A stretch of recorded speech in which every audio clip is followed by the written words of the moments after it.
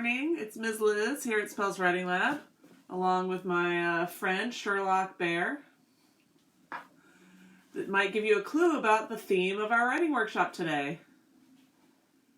And I'm just going to grab this live stream and paste it in the event like I normally do to make sure people can find us here.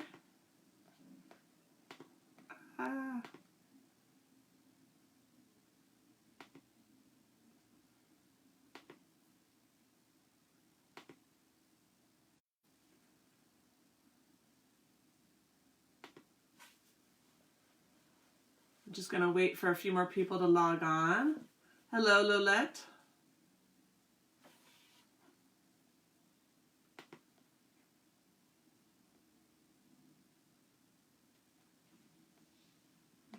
I'm seeing a few more people hopping on. Good morning, everyone. I was saying I'm Ms. Liz with Spells Writing Lab, and I have here today my friend Sherlock Bear, whose hat is being kind of funny, that might give you a clue about the theme of our writing workshop today. Any ideas? Any ideas what kinds of stories we might be writing with Sherlock Bear? And as you get here, just please shoot us a note in the comments so that we know you're here. Hi, Cecilia. Good to see you. Sherlock Bear says hello, too. And then for today's workshop, the materials are pretty simple. As always, we need our trusty pencil or pen, the download of our instructions and templates, although again, if you can't print this out, that's okay. Refer to it, and you can always do your own outline and writing paper on your own sheet of paper. I also recommend having some kind of coloring materials for today's workshop, because we are going to be doing a kind of poster that you could use colored pencils or markers. This one doesn't matter because it won't be as much double-sided, but you know, you can make that decision. So again, let me know when you're here. Love to see who's here. And if I don't see your comments, I know during the last workshop, Facebook Live was not showing me all the comments. It was showing me maybe like 60% of them during the workshop. So if I don't address your comments, I'm sorry. We'll definitely get to those afterwards. And I believe Bella is on responding as Spells Writing Lab. She's one of our co-op interns from Drexel. And so she can see your comments and she can respond. So just waiting another minute or so. Now, today's workshop is going to be mystery themed. That's why I have Sherlock Bear here. But also, it's also going to be themed around nursery rhymes. So basically, we got this idea because there's several picture books that I've found that are about different reasons why Humpty Dumpty fell off the wall. Like maybe he didn't just fall, maybe he was pushed. This one is all about, there's a Humpty is being a detective and he's solving the crime. I guess it was another egg that fell. This is Joe Dumpty, so he's trying to solve the crime for Humpty Dumpty. And then this one has Humpty Dumpty as well as some famous fairy tales figuring out who the criminal is. So we thought we would do a workshop inspired by that. So these are nursery rhymes gone awry. So little Bo Peep has lost her sheep and she needs you to help find them. Dr. Spells received a call from her. She's one of his oldest friends. You know, he's been around for a long time. Their friendship goes all the way back to 1805. Now he needs you to help her figure out, solve her mystery. Where did her sheep go? She didn't just accidentally let them out. Maybe something actually happened to them. So how many of you guys remember the nursery rhyme of Little Bo Peep? For just to help jog your memory, we've posted the full nursery rhyme here. So it's Little Bo Peep has lost her sheep and doesn't know where to find them. Leave them alone and they'll come home, wagging their tails behind them. Little Bo Peep fell fast asleep and dreamt she heard them bleating. But when she awoke, she found it a joke, for they were still a-fleeting. So this nursery rhyme is all about how she's lost her sheep and she doesn't know how to find them, and someone offers advice and it doesn't help. Now, we think that possibly something more nefarious was going on. Maybe someone caused her sheep to go missing. So we're going to use the information from this nursery rhyme of Little Bo Peep, and we're going to create a mystery-style story that solves the case of the runaway sheep. Now, when we get to the point where you're writing your own, you can choose whatever nursery rhyme you want. We're going to go through as an example Little Bo Peep, and you're welcome to use her and make it your own, or you can come up with another one, and we'll have some ideas for you later. So basically, here are, on the second page, we have the essential parts of a mystery, and it looks like a lot, but they're really pretty simple, and they're things you're probably familiar with. So a mystery, as you know, is something that is difficult or impossible to understand or explain. So it's often, in a mystery story, often some kind of crime has taken place. Hi, Itzel, it's good to see you. A lot of times, some kind of crime has taken place, and, I like that. That would have been a great name, Nursery Crimes instead of Nursery Rhymes. Itzella, you need to start working at spells, because you come up with the best lines. So for the mystery, you're going to think about, what is the crime? And in these nursery rhymes, some of these nursery rhymes might have things that are mysterious and that maybe could be crimes. So things like, it's a mystery. We don't know how, in the nursery rhyme, we don't know how Little Bo Peep has lost her sheep. In Humpty Dumpty, we don't know how he fell off the wall. Maybe something caused it, and we need to find that out.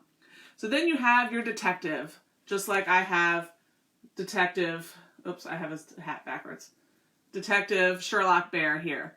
So you have your detective. He or she or they are the one who are going to carry out the search or investigation. They are going to be the lead investigator, trying to find the clues to figure out who is at fault and bring that criminal to justice. So, for example, in Little Bo Peep's story, her sheep have been let out of the pen. And you can make up a detective. Maybe it's a fairy tale detective, Flynn Rider, or maybe it's someone you create who can be on the case. Again, in this example for Humpty Dumpty, it's actually Joe Dumpty, who's a hard-boiled detective. Hard-boiled. I didn't even mean that pun. That was an accident. They actually often refer to detectives as being hard-boiled. So then we have the victim. In this case, Little Bo Peep is the victim, right? Because Little Bo Peep has lost her sheep. Someone may have stolen them. So she's the victim. In Humpty Dumpty, that would be Humpty Dumpty would be the victim. Then you have suspects. Now, suspects are really important because you want to have more than one. Because if you just have one suspect, that's not very mysterious, right? So you want to have usually at least 3 different people who could potentially have committed this mystery, this crime. For Little Bo Peep, you can use your imagination. Maybe just think about other nursery rhymes. Maybe it could be the Big Bad Wolf. He makes given his past with farm animals, he makes a pretty likely suspect. He already has issues with the 3 little pigs, so he might go after sheep as well. And wolves actually do go after sheep sometimes. Or maybe think about other nursery rhymes as well. I was thinking maybe the little old lady who has all the children in the shoe. Maybe she has so many children, she doesn't know what to do, so she borrows the sheep to get their wool to make a bunch of woolen socks for all of her children. So you can figure out who are some likely suspects. You can make them up. You can take them from other nursery rhymes. You could take them from the nursery rhyme that you're in. So think about who could the suspects be. And again, you want to try to come up with 2 or 3, because if you just have one, then what's the mystery, right? We already know who did it. So you want to have 3 suspects so you can have it be more exciting for your reader. You might have witnesses, a person who sees the crime taking place, or maybe sees something suspicious that might help give you a clue. For example, maybe in this case, because we're thinking about farm animals, maybe the 3 little pigs live in the same neighborhood, and maybe they saw some of what happened. Maybe they didn't get a great look at the suspect, but maybe they saw some of it. A lot of times you're going to find an alibi. Now, an alibi is basically a piece of evidence or an excuse that can be proved that proves a person was somewhere else when the crime took place and that they could not possibly have done that crime. So for example, if the big bad wolf is a suspect in this crime of Little Bo Peep's sheep, and Little Red Riding Hood claims that she was baking cookies at her house, pretending to be her grandmother when this happened, then that could be potentially the alibi. Maybe the woman in the shoe, maybe she has an alibi of going grocery shopping or having a school parent-teacher conference for her children. So think about what kind of alibi could they have, and is that alibi a rock-solid alibi? Is it something that you can actually, like, you trust the person who's providing that alibi for them? Or is it kind of a shaky alibi where they say it, but then when you go to investigate it, maybe it's not, maybe it doesn't hold out. A lot of great mystery stories have a red herring. That's a clue that's intended to be misleading or distracting. So it's a clue that seems to point in one direction, but maybe it's something that someone put out there purposely to lead you in the wrong direction towards a different suspect, or it could even just be kind of an accident. It could just be that maybe coincidentally this person has a red coat and you don't know that the other person also has a red coat, or maybe has red pants and that's what left the fiber. So thinking about that. And that's a really good question. You could do fairy tales. We're also going to actually be doing another workshop related to fairy tales next week. So that's why we were focusing mostly on nursery rhymes today. And because the nursery rhymes very much have a lot of like things that seem innocent until you start to question it and you're like, I don't know, maybe someone did it. But you can really use your imagination. There's never that many rules at spells. So if you prefer to use a fairy tale, go ahead. So thinking about evidence. Now, evidence or clues, so evidence is going to be information or physical objects used to establish facts on an investigation. So they may be things like clues. Clues are either a piece of evidence or information used to solve a mystery. So those kind of overlap somewhat. Clues, so evidence is actually something like tangible, something physical. It's something that kind of is a fact. A witness's testimony might be more of a clue, may not be technically evidence, right? Because, witnesses can be wrong, that type of thing. So I would say a clue might be a general category that has underneath it things like witnesses, witness testimony, alibis, evidence, that type of thing. So things like evidence might be a paw print left in front of the gate, or maybe a strand of fabric that's caught in the gate, something like that. The crime is the activity that is considered to be wrong or shameful. So the mystery is often a crime, but sometimes in a mystery, maybe you'll find out it is completely innocent. Maybe it turns out that we find some video camera footage and one of the sheep actually figured out how to open the latch and they all walked out. So it isn't, just because it's a mystery doesn't necessarily mean it's 100% a crime. Although often when we think of mysteries, we think of them as being crimes. And then again, the clues, the types of clues you might have for this might be those eyewitness reports, the paw print, the piece of red fabric, different things like that. So all of those different things. So now, thinking about your story. First thing you're going to do, we have 3 steps on our page here. The first thing you need to do is brainstorm. So first, think about what story you want to do. And again, if you want to use a fairy tale, that's okay. If you would prefer to use a nursery rhyme, we have some examples here. So you could base it on Little Bo Peep, like we were talking about. Or you could think about some other nursery rhymes that have some suspicious, mysterious circumstances. So things like Jack and Jill fell down a hill. How did they fall down that hill? Did someone put some kind of booby trap or push them? Like, what happened? If you know, like, oh, where has my little dog gone? That's another one similar to Little Bo Peep, where an animal goes missing and someone's looking for them. Did someone steal them? Did they run away? Like, what happened there? There's a mystery. Thinking about when you do the little one with your toes, this little piggy went to market, this little piggy stayed home. Think about that last little piggy. This little piggy cried, wee, wee, wee, all the way home. What was making that little piggy cry?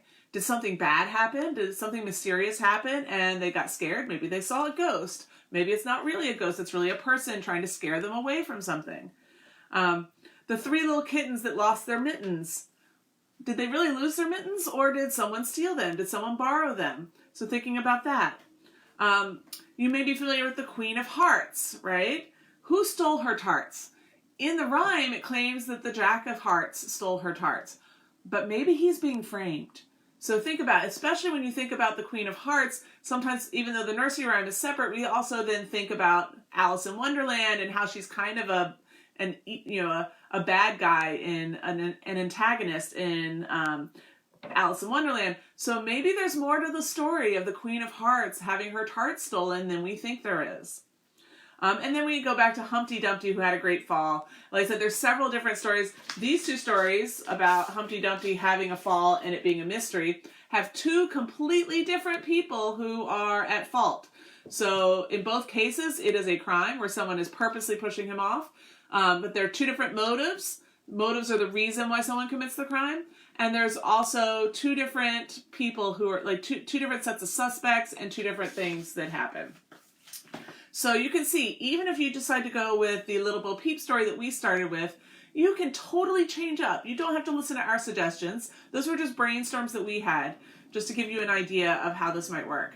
You can create your own version of the mystery of Little Bo Peep. Maybe you have totally different suspects. Maybe you have a totally different motive for why someone would do it. Maybe you have different clues, that type of thing. So think about how you want to do it. You can also, if you want, you can modernize it. You can see even in this story, this doesn't really look like it takes place in nursery rhyme time, right? It has like a telephone and a camera, and while it still has a castle and everything, he's wearing modern clothes, right? So we're seeing like all different types of, we see a car. So you can change your story around and make it even more wacky by moving it to a different time period, time traveling it. So once you decide which story you're going to do, then you're going to think about making a missing poster. So think about what is happening in your story, and maybe it's not a missing poster. Maybe it's something looking for clues. You can adjust it. And you're going to create a poster for the missing sheep or whatever is happening. Maybe you're just asking for clues in your nursery rhyme or fairy tale. So include some clues in your poster that might help the reader. After they read your story, they might notice, oh wait, I see some of those clues in the background. They might not notice them at first. Think about, are you offering a reward for information? Are you thinking about, basically put information about your mystery, draw pictures, and solicit information from the public. And you can make this as part of your story. So think about, you can draw a picture of the crime, of a likely suspect. Maybe the eyewitness has a rough description, and you could draw a rough drawing of the suspect, and then people can send in if they think they have clues as to who that is. So have fun with that poster. And again, if what you want to draw on it doesn't fit with missing, you can either use another sheet of paper or you can change the wording up there, and you can make this your own and make it fit your mystery. Finally, it's time to really kind of brainstorm your mystery. So when we talk about brainstorming the mystery, once you choose your mystery, you're going to want to write your nursery rhyme up here. And then this is basically a little graphic organizer to help you make sure that you have all the clues. So again, Cecilia, if you don't have something that's missing, you could either make a different poster. Maybe you have a suspect. You could change the word missing on top. Maybe you're just looking for clues. So you're making kind of a help wanted post of, if you have clues, send them in. Maybe you're providing a reward for information. So you can always change the wording on that. You can even cut the top off of that to make it fit for your own poster. So here, when you're thinking about your mystery, you're going to fill this out. And this basically, you can see, this showed you this kind of, we designed it this way to think about how a mystery story has a lot of twists and turns. So we didn't want to just do an outline that was straight up and down, right? So if you're doing a mystery, so what is the mystery? What is the crime that you suspect happened? Then who discovered it? So who was the first witness who discovered this crime? And you can write details about what they said here. Are there any witnesses? Did any witnesses see any part of this crime? Even if they don't know exactly who did it, maybe they saw, a car driving away, or maybe they heard a noise in the middle of the night. So any of those witnesses. So you can write down the names of the witnesses and some of the things that they heard or saw. Then we have clue. Oh, sorry, I'm going the wrong way. because I'm doing it backwards. Clue number 1. So what's the first clue? It might be a piece of evidence. It might be an important piece of witness testimony. Anything like that. It might be a mysterious phone call, any of those things. So write your clue and then explain, who does it point to? Does it help narrow down? Maybe the first clue helps you narrow down that it's probably one of 2 or 3 people as opposed to like everybody in the area. So write down, and this answer doesn't have to just be one person. It could be more than one person. Then clue number 2, maybe this is your red herring. Maybe this is a clue that points to someone, but then, and you say who it points to, but maybe explain why it doesn't actually. Maybe you can explain here so that you know how that clue is relevant even though it's pointing to the wrong person. Then think about, because you want to have at least 3 clues, and you can have more if you want, your third clue, and think about how does that clue clear it up so that we know who, by the end of that clue, who the person is who is the bad guy in this scenario, who committed the crime. So that's how I want you to kind of think about it. Again, if you want to add more details in your outline, there's plenty of room for you to add stuff in between. This is really just for you to think about those twists and turns in the story. And even you see here when we have the red herring, that kind of gives you a twist. And then you get another clue that tells you, kind of leads your reader to see who actually committed the crime. So then you're going to obviously use this piece of paper along with your kind of ideas from this piece of paper to write your mystery. Be sure to build suspense. Make sure that when you're writing your mystery, it's not obvious right away who did it. In fact, you might even want to think about who the most likely suspect is. Maybe think about making them not the right person. Maybe they're the one that gets pointed to by the red herring. Maybe it's not the big bad wolf because he's the most obvious suspect. Maybe it's someone you would never suspect, but they have some kind of motive. Again, motive is the reason why someone commits a crime. So, his motive might be because he wants to eat them like he did the 3 little pigs in their story. Maybe that's not actually what happened. Maybe it's this little old lady who lives in a shoe and has so many children she doesn't know what to do.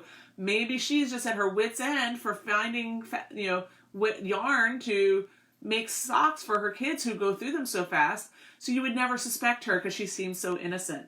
So think about making your mystery surprising. Think about not just making it the way people would expect it to go. Does anyone have any other questions? You guys had some really great questions, so I'm really excited to see. Maybe tell me, what nursery rhymes are you working on?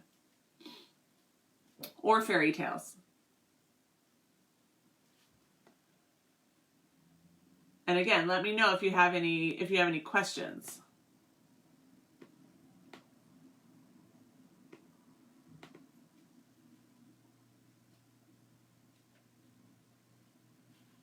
And I know there's a little bit of a delay.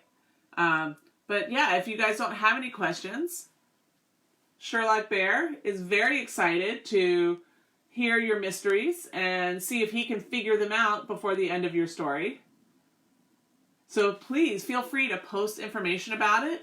You can add in the comments what nursery rhyme or fairy tale you're writing about. You can always send us your story, even a picture of it, to our message, our direct messages. And we look forward to seeing you next Tuesday. So next week is our last week of these live workshops. We are going to be transitioning into finishing up a program in schools that we were in the middle of doing when everything, when schools were closed. And then we're also going to be working on announcing information about our summer camp very soon. So just wanted to let you guys know we have 2 more workshops coming up next Tuesday and Thursday. Please spread the word.